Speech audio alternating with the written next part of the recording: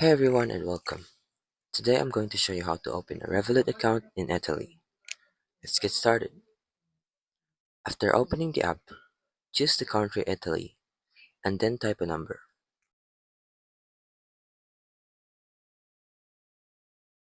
After typing your number, you will receive a code. Type the code and after that, you'll now have the option to turn on notifications.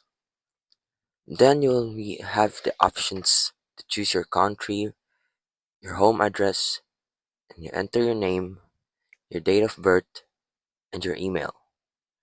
Then you'll be asked to take a quick selfie. If you're from US or Canada, you will need to type your social security number.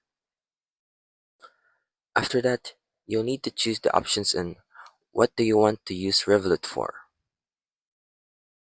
And that is how you open a Revolut account.